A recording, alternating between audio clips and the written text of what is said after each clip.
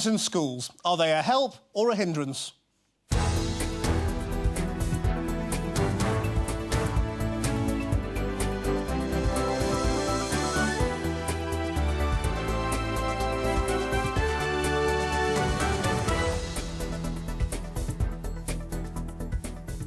Hello and welcome to the big debate.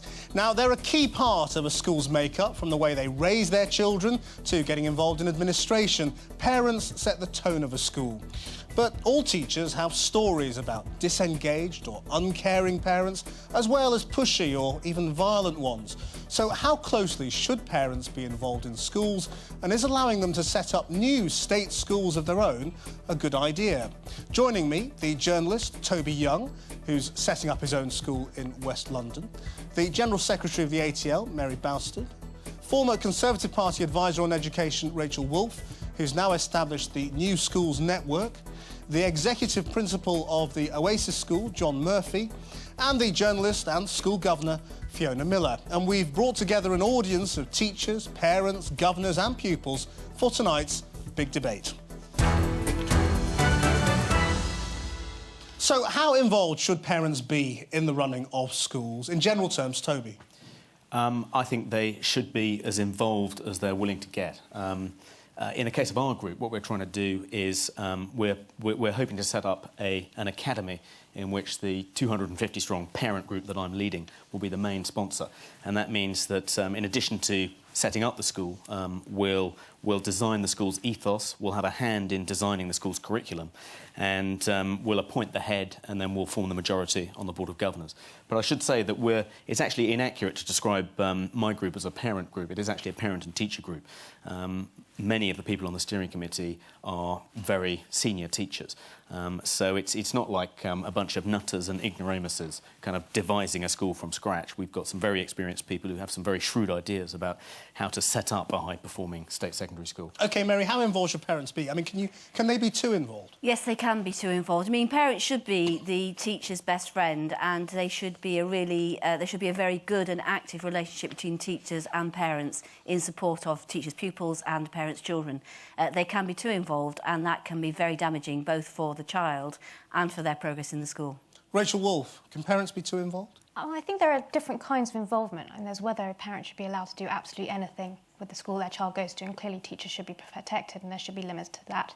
There's whether parents should be allowed to go and set up their own schools if they really feel that what current provision is unacceptable. And then, which I think is the most important thing, is whether parents should be able to make a meaningful decision in the first place about which school their child goes to. And I think that's what's really lacking at the moment, particularly in the most deprived areas. So overall, parents aren't involved enough? I think at the moment what we have is a situation where people who have money are able to make those meaningful choices and get involved in the way they can, but others can't. OK, John Murphy. I think that parents ought to be involved as much as possible for the school community to be successful. And it depends on the sort of community that you're serving. Many parents that we work with have had a very unsuccessful experience of school themselves, so what we want to be able to do, invite them to work with partnership as much as possible and provide as much information as possible so they don't feel marginalised in the process of their child's education.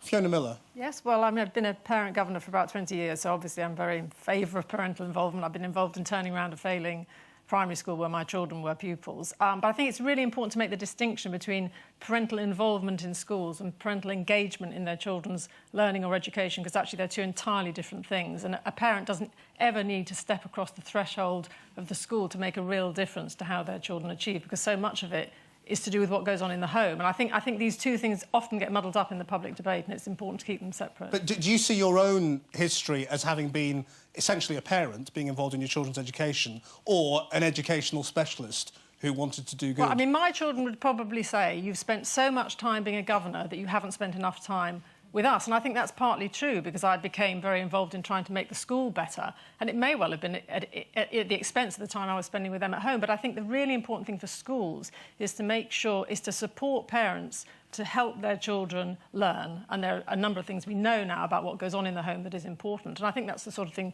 you're talking about. I mean, when parents are struggling at home, they do often need extra support. But that's completely different to joining a governing body or being on the PTA, which often is the more articulate, confident parents who will do that. OK, well, new technology and regulation are changing the relationship between teachers and parents. So is there a limit to how involved parents should be?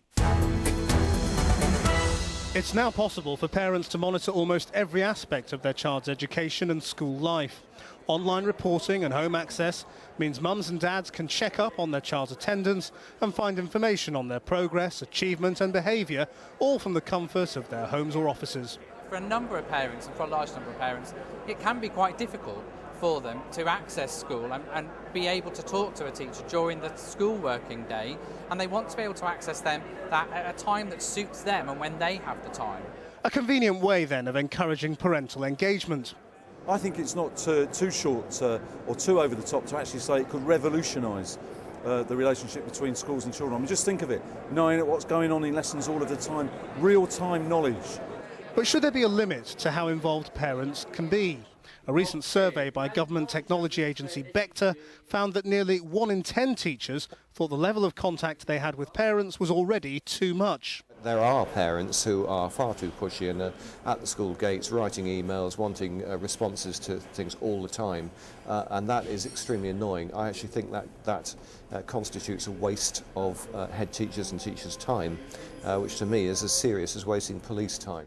While parents may want to ensure their children are getting the best education they can, some teachers feel they are being blamed for things completely beyond their control.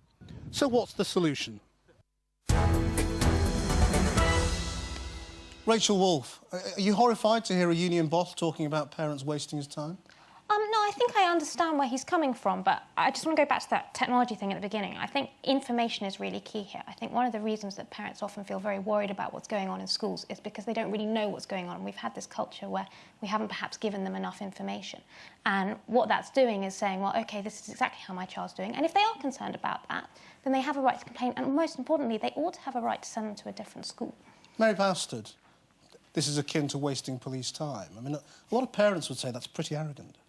I wouldn't use that phrase myself, although I do think that there's a lot that's said about real-time, on-time reporting. And when Vernon Coker says real-time reporting in lessons, I don't think most 15-year-olds want their parents to know immediately if they make a joke and the teacher says, can you be quiet and concentrate on your work? I mean, surely there has to be, at some stage in schooling, proper disengagement, not that the parents completely disengage, but so that the young people can start taking responsibility for themselves. When they leave school, they're not going to have parents on their back as they progress through university or college. So there does need to be a proper boundaries about parental involvement and increasing maturity and independence of young people. Let me bring in Suzanne Weiborg from the Institute of Education. I think that schools run by parents should be established here in England, as long as the parents who are involved in the schools are qualified teachers. Leave it to the teachers, is what you're saying? Well, or parents who has teacher training, who has done teacher training. They have to have some kind of a qualification in order to be in the school, I think so. And also these schools, I mean, there's nothing new about these schools. These schools, for example, they have existed in Denmark since 1855. And interestingly enough, they have not caused any controversy. Toby Young, leave it to the experts. No, I mean, I think you made a really good point, which is that it's been happening in Denmark since the middle of the 19th century. I mean, it's happening in lots of other countries too. It's been very successful in Sweden since 1992. Parents are allowed to set up schools in America. I visited an inspiring school in California called the Renaissance Arts Academy, started by a couple of mums a few months ago. Amazing school. And, you know, it hasn't been a catastrophe in any of the countries where it's been allowed to happen. And there are some really good examples here. I see Kate's in the audience from the Elm Green Parent Promoters Group. And, you know, the one example of where parents have been allowed to set up a school is Elm Green in Lambeth, and it's an outstanding school. So I really don't think you should be too worried. We'll get to parent promoter schools, you know, a little later on in the programme, but I just want us to stick on this, the balance between teachers and parents. Yes, I mean, up at the top there, what would you like to say?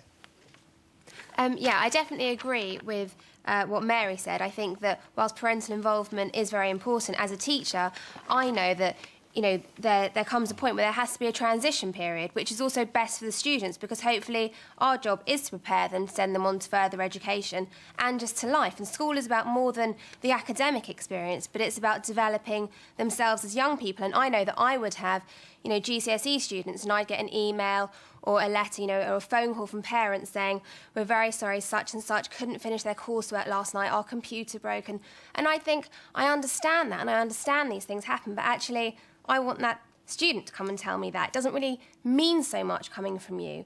And young people have to know that actually if they can't go into work on a certain day because they don't feel well, their mum can't call up for them. They have to take responsibility and call and say, do you know what, I'm really sorry, but this has happened, Okay. and that's important. Margaret Goldthorpe, can I bring you in? I mean, do teachers get a very hard time from parents? Yes, they do. I mean, I run a training company and I go all over the country training hundreds of schools every year. And I've done this for a long period of time. And increasingly, the problem is the parents. And it's because... What, being too pushy? Demanding. Very, very demanding. And in some ways, what they want is almost impossible. Because... And it's understandable. They're living in a very competitive world. They love their children and they want their children to do very well and be the best people they can be. But in order to... They sort of want to make that happen. So they'll go into school and... what's wrong with that? Well, That's your because parents' they'll prerogative, almost isn't it? fake it up. Because they'll go into school and they'll say things like, my child isn't in the rugby team. I want him in the rugby team. You've got to sort this out. He must be in the rugby team. And you say, yes, but he can't run, he can't throw, he can't catch, and he wheezes. OK, put him in the rugby team and let's put all the silverware on eBay. OK, Anisha Chopra, let me bring you in. It's not real. You're a lawyer working in this area as well. I mean, what kind of cases do you encounter? I think I have to bring in what Rachel said about the fact that I think there appears to be a lack of communication between the school and the parents, which causes a lot of concerns as to why parents come to me. Some of the horror stories I've had was when I was acting for the school, actually, where parents were incessantly complaining by email, coming in, being aggressive, shouting at the members of staff. So I do think that a balance has to be struck, and obviously teachers as well as parents have to be protected. Can I just ask the other teachers in the room, I mean, can you give us a smattering of examples of sort of the kinds of difficult engagements you might get with parents? Yes, gentleman there. Often parents can be very ignorant, so they will tell you, why aren't you being harsher on a pupil, or they will actually advise you on your teaching and tell you you've got to give them lots of spelling tests or, writing out lines which are educationally worthless. So I think that's something that needs to be borne in mind. Why are spelling tests educationally worthless?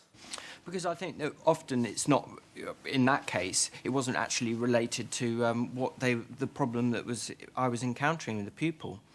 Which was, to do with their reading skills, not their spelling skills. I can see why teachers are a little bit wary of parents, and limits clearly have to be set. But surely a hallmark of a really successful school is that the parents are really involved in the school, whether in extracurricular clubs or as governors or on the PTA.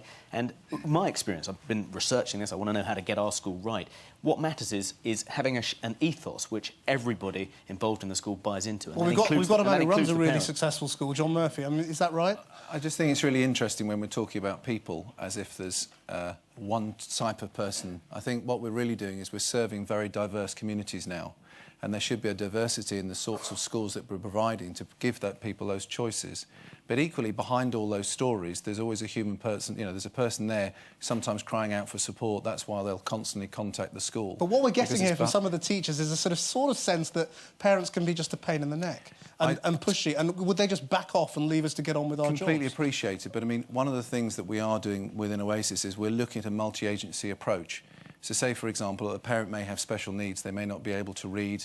They come into the school. They can't access the school report. So that face-to-face interaction is absolutely key for them to be able to support their child in the education system, in the same way providing health services. So we can then provide health direct to the families, which again has an impact for their own students. Yeah.